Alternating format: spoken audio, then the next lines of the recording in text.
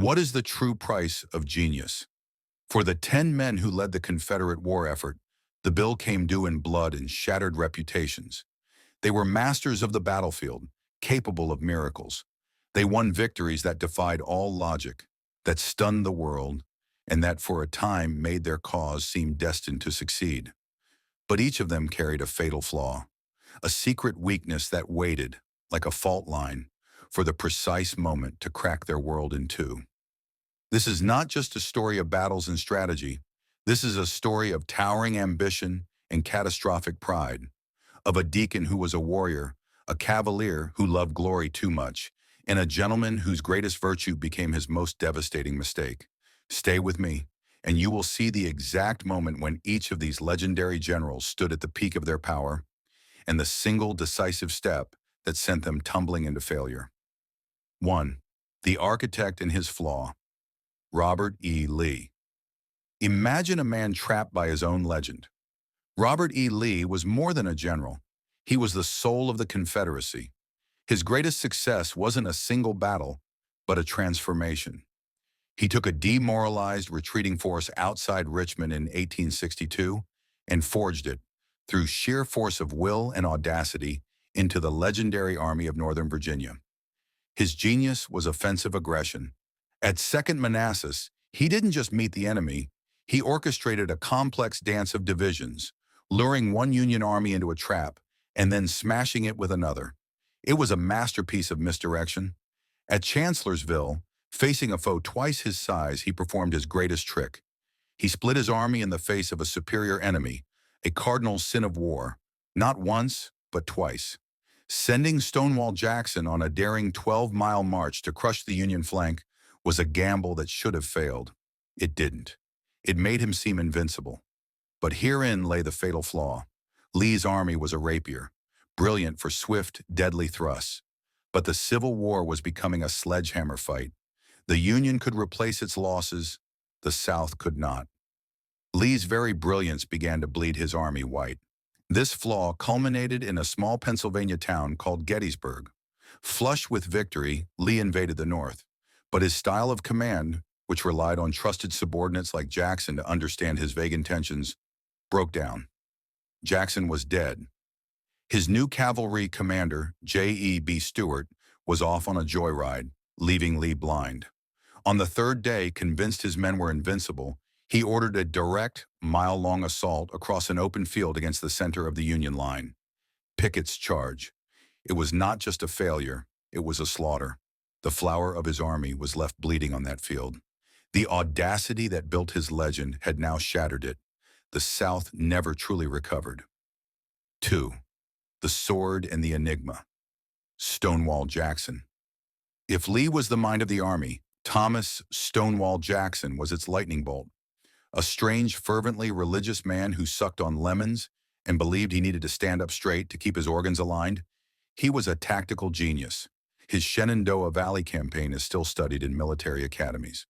With a tiny force of 17,000 men, he marched his foot cavalry hundreds of miles, defeating 3 separate Union armies totaling 60,000 men and pinning down forces that were meant to crush Richmond. He didn't just win battles, he bamboozled his enemies, appearing where he was least expected. He was Lee's perfect instrument at Chancellorsville, his famous flank march turning certain defeat into stunning victory. But Jackson had a dark side. He was secretive, difficult, and often failed to confide in his own officers. This was his failure. During the 7 days' battles, the man known for lightning speed became inexplicably slow and lethargic. His legendary energy vanished. He failed to execute Lee's complex plans, contributing to the bloody, disjointed nature of those battles. The hammer of Lee's army was, for a crucial week, dull. And then, of course, his greatest failure was one of circumstance, being mistakenly shot by his own men in the darkness after his greatest triumph. His death was a blow from which Lee and the Confederacy never recovered. 3. The Rock and the Rebel, James Longstreet. Then there was Lee's old warhorse, James Longstreet. Where Jackson was flash and fervor, Longstreet was solid, pragmatic, and a master of defensive warfare. At Fredericksburg, his corps held a stone wall at the top of a hill. and he watched Union divisions shatter themselves against his position. It was, he said, as if he was killing sheep. His greatest moment in the sun came at Chickamauga in the Western Theater. His massive corps, like a piston, drove forward and smashed through the Union line, creating one of the few decisive Confederate victories in the West. But Longstreet's pragmatism was his political and military downfall.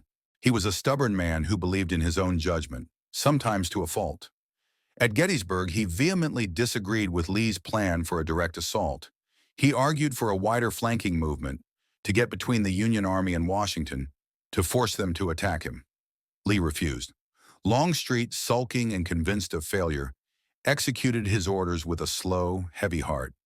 His delay on the second day and his half-hearted management of the doomed pickets charge on the third contributed to the disaster. After the war, he compounded this failure in the eyes of many Southerners by becoming a Republican and criticizing Lee, making him the villain of the lost cause mythology. 4. The Wizard of the Saddle, Nathan Bedford Forrest.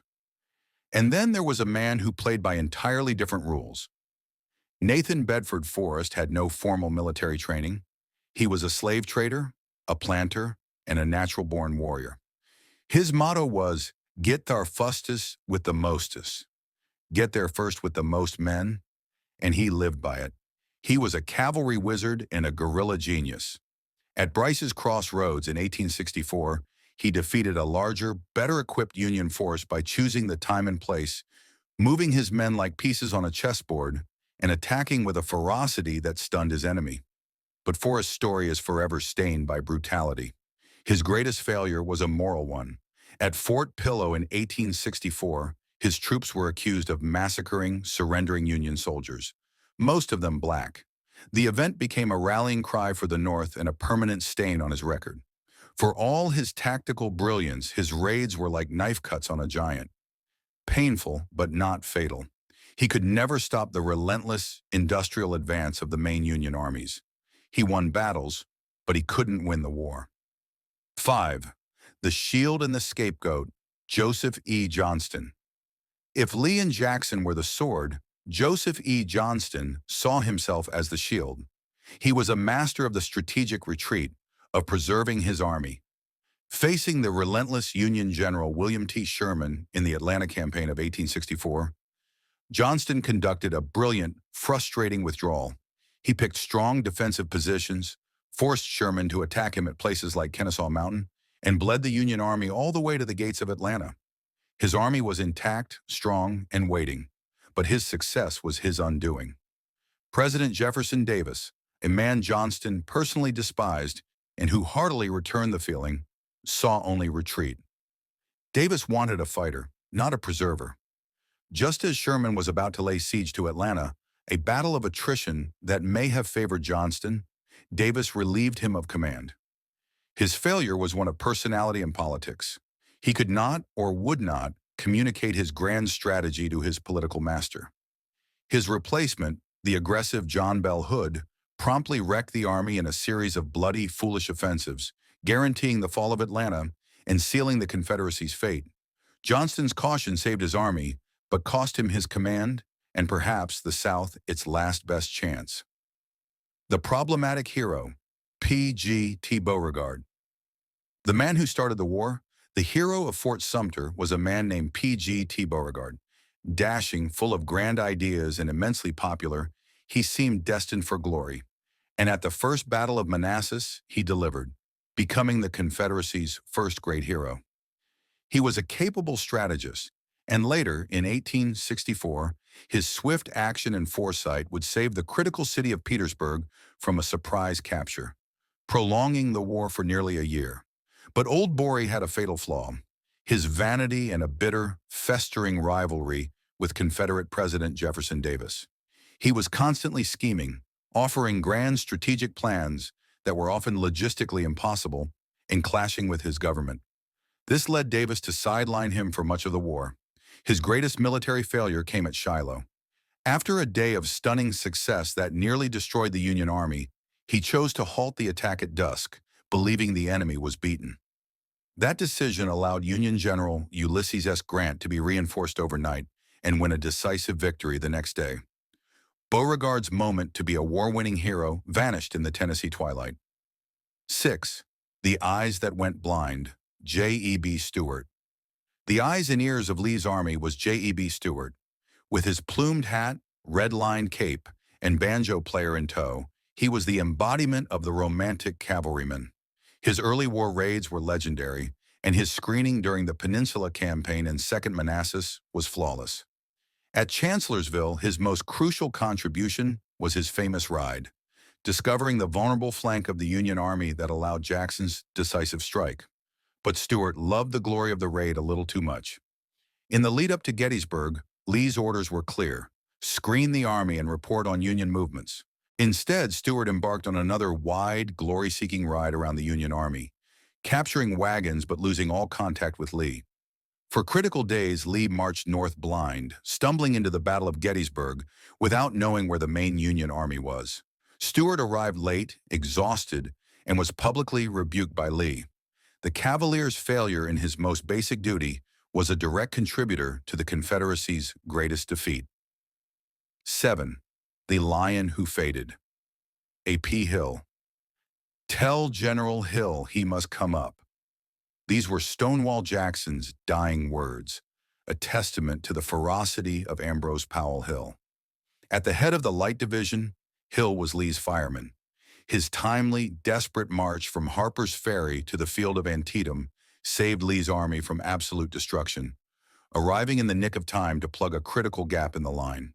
He was a magnificent division commander, aggressive and reliable.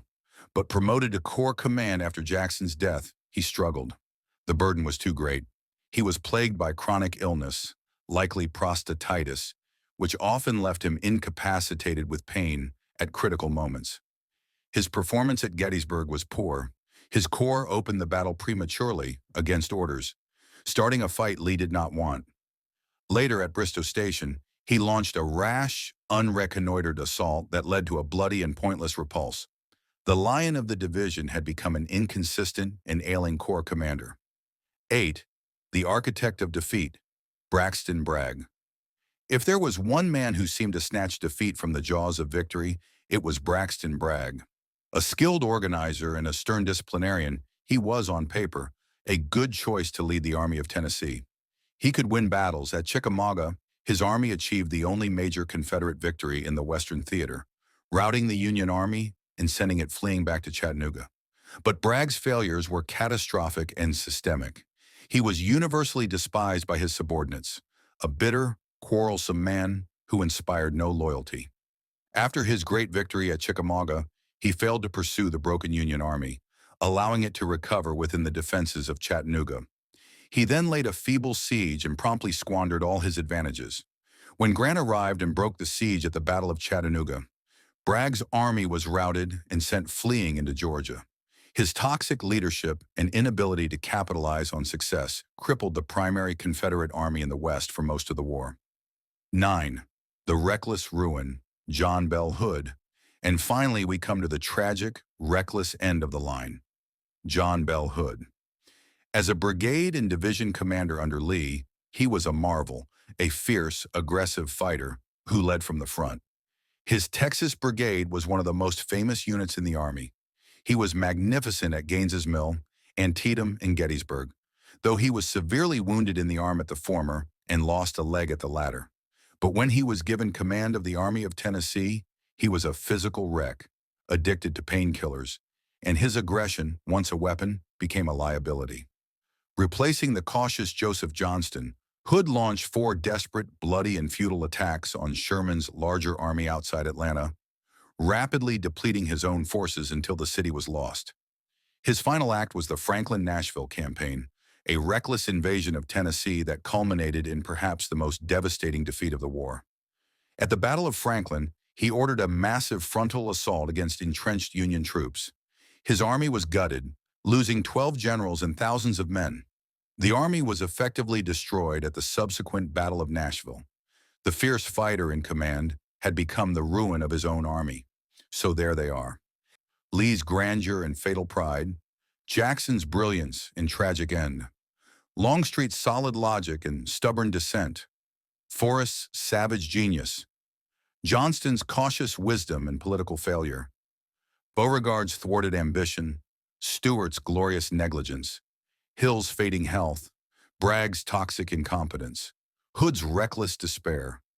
Their successes were dazzling, their failures profound. They were not gods or monsters. They were men, flawed and human, trying to steer the course of a war that was, in the end, bigger than all of them. Now, this is where I turn the story over to you. So where does this leave us? We've walked with these 10 men through the smoke of their triumphs and the silence of their failures.